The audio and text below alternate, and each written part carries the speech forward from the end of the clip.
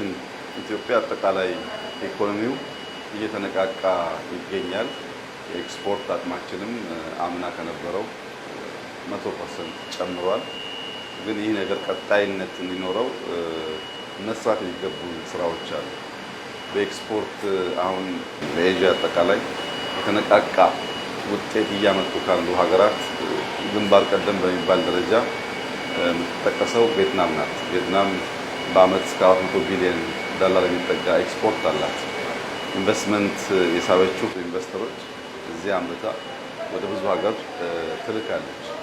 ይህንን የኤክስፖርት ልምድ መቅሰም፣ የሚጎሉ ነገሮች ማሟላት እና የነሱን ፓዝ ተከትሎ የኤክስፖርት አቅማችንን ማሳደግ በእጅጉ ያስፈልጋል።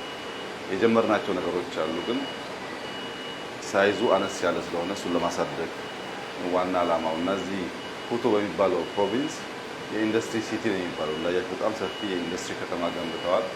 የተሟላ ኢንፍራስትራክቸር አላቸው። እኛ በመጠኑ አዳማ፣ ሐዋሳ፣ ኮምቦልቻ፣ ባህር ዳር እንደሞከር ነው። ግን በጣም ሰፊ ሲቲ ያላቸው እዚህ ውስጥ ካሉ የኢንዱስትሪያል ምርቶች አንዱ እና በጣም ዋናው ቶዮ ሶላር ነው። ቶዮ ሶላር የጃፓን ኩባንያ ነው። እዚህ ቪየትናም የሶላር ፓናሎች እያመረተ ወደ ብዙ ሀገራት ኤክስፖርት ያደርጋል። ክሊን ኢነርጂ ፖሊሲያችን ነው። እነዚያ ክሊን ኢነርጂ ግን ዳይቨርሲፋይ ሆኖ ካልሰፉ በቀር የኢነርጂ ፍላጎቶቻችን አናሟላ። የኢነርጂ ፍላጎታችን ካልተሟላ ደግሞ የምናስበው የተቀላጠፈ ኤክስፖርት እና ንግድ ስርዓት አይፈጠርም። ለዚያ ይህንንም ኩባንያ በቅርቡ ወደ ኢትዮጵያ ጋብዘን ነበር። የጀማመራቸው ስራዎች አሉ። የዛሬው ጉብኝታችን ዋነኛ ዓላማ ሁለት ነገር ላይ እንሰሩ ነው። አንደኛ በኢትዮጵያ ውስጥ በዚህ ደረጃ አውቶሜትድ የሆነ ሮቦቲክስ የሆነ ከፍተኛ የማምረት አቅም ያለው ፕላንት ፈጥረው ፋብሪካ ተክለው ኤክስፖርት ማድረግ እንዲችሉ ነው።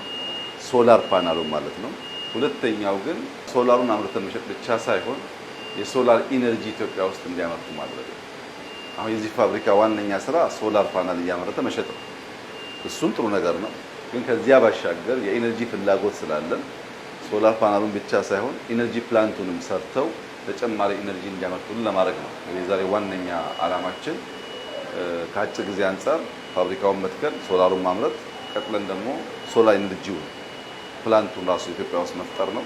ቀጥለን ደግሞ ከተሳካና ሮ ማቴሪያል ኢትዮጵያ ውስጥ እንዳለ ስለሚገመት ኢንፑቶቹን እዛው እንዲያመርቱ ማድረግ ነው። ይህንን ካሳካን በጣም ብዙ ጠቀሜታ አለው። አንደኛ እንዳያችሁት እጅግ ዘመናዊ የሚባል ፋብሪካ ነው። አብዛኛው ነገር ሮቦቲክስ ነው። እንደዚህ አይነት እውቀት ኢትዮጵያ እንዲገባ እንፈልጋለን።